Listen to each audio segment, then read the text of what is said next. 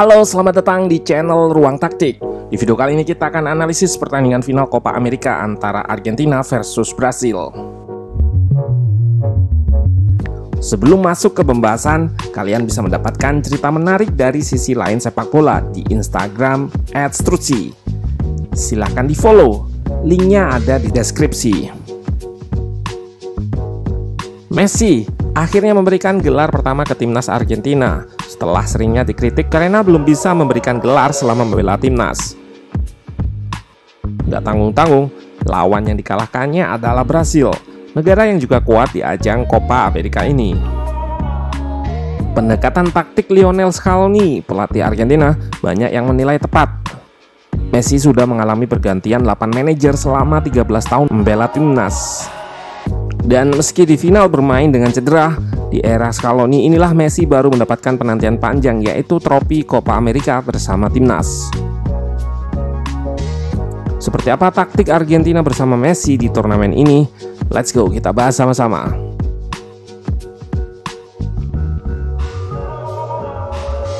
Brasil sebagai tuan rumah turun dengan formasi 4-3-3 dengan Neymar di atas kertas bermain di sayap kiri, namun lebih roaming atau diberi lisensi untuk bergerak bebas.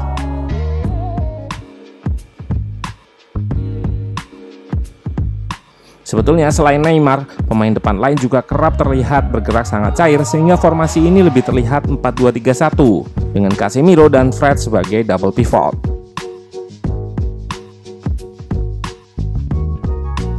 Pendekatan yang cair ini kontras dengan Argentina yang bermain dengan 4-4-2 rigid.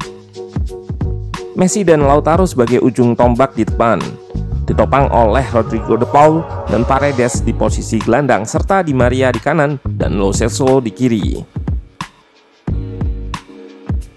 Blok press yang rigid dan kompak ini akan bergerak mengikuti arah bola seperti di klip ini. Ketika di kiri akan bergerak secara unit ke kiri. Sistem bertahan ini cocok dengan profil Messi yang bukan tipikal presser. Argentina bisa bermain dengan blok medium dengan menunggu, lalu melakukan press agresif ketika serangan Brasil masuk ke pertahanan. Kita bisa lihat Otamendi yang naik untuk melakukan press pemain di belakang lini tengah atau ruang antar lini. Jadi, trigger atau pemicu press Argentina akan jalan ketika bola masuk ke pressing block. Sistem bertahan ini menyulitkan Brasil meski memiliki talenta yang bagus secara individu. Karena anak asuh Scaloni ini juga nggak ragu untuk melakukan pelanggaran. Cara bertahan ini juga jadi kunci Scaloni meredam serangan Brasil. Disiplin dan kompaknya Argentina membuat gawang nirbobol dari serangan-serangan tim Samba.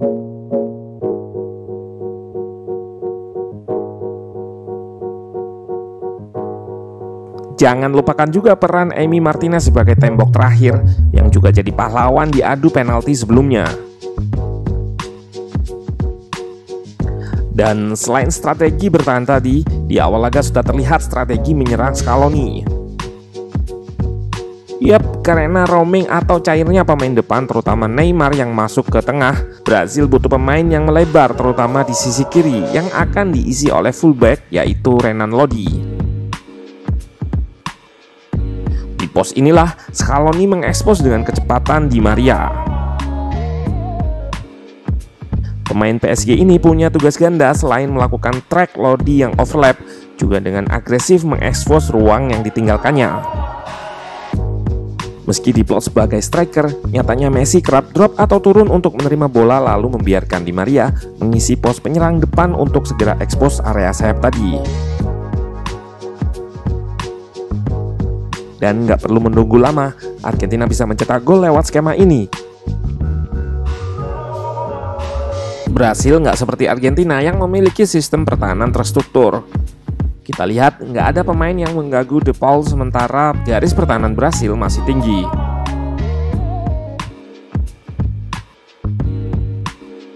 Berbeda dengan Messi dan Lautaro tadi yang selalu berada di depan lini tengah untuk sekadar memberikan gangguan.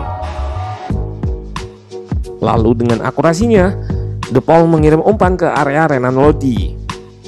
Chip Di Maria gagal diselamatkan Ederson yang berusaha naik untuk menutup ruang tembak pemain bernomor punggung 11 ini.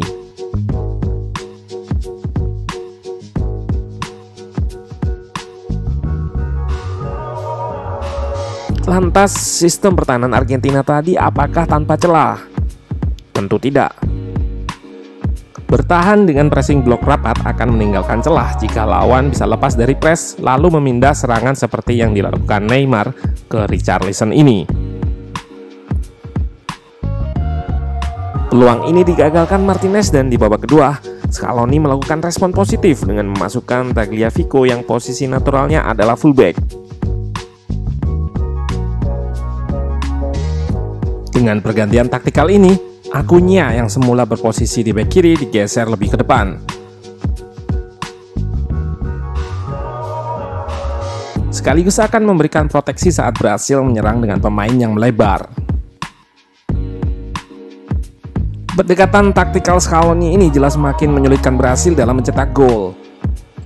Ditambah Brasil harus waspada serangan balik cepat yang dimotori Messi dalam membangun serangan.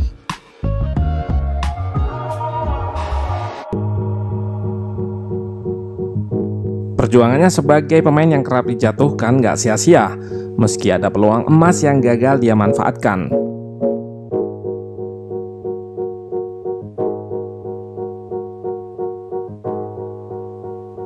Pemain lain seperti Otamendi juga jadi sosok sentral yang bikin Argentina hanya kebobolan 3 gol di turnamen ini. Ditambah penampilan impresif De Paul dalam menyerang maupun bertahan mematikan Neymar, layak diberi kredit. Penantian panjang Messi dan tentunya Argentina yang nirgelar sejak 1993. Jajaran staf yang berisi ex-pemain seperti Aimar, Ayala hingga Walter Samuel dinilai juga memberikan dampak positif bagi timnas. Dan berkat support tim, Messi mencapai gelar yang selama ini jadi momok yang belum dicapainya. Justru saat Argentina nggak terlalu bergantung, Messi bisa lebih bebas berkreasi.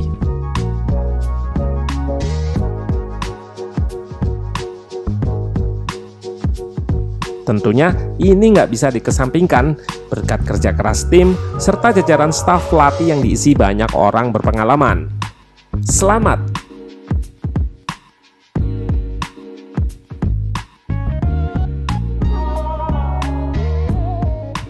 Strutsi adalah media sepak bola Indonesia yang membahas tentang sisi lain sepak bola, mulai dari insight di balik akun sosial media klub, rahasia Golden Generation Belgia, sampai playlist musik pemain top dunia. Silakan follow Instagramnya di @strutsi supaya nggak ketinggalan info terbaru. Atau kalian bisa cek link di deskripsi.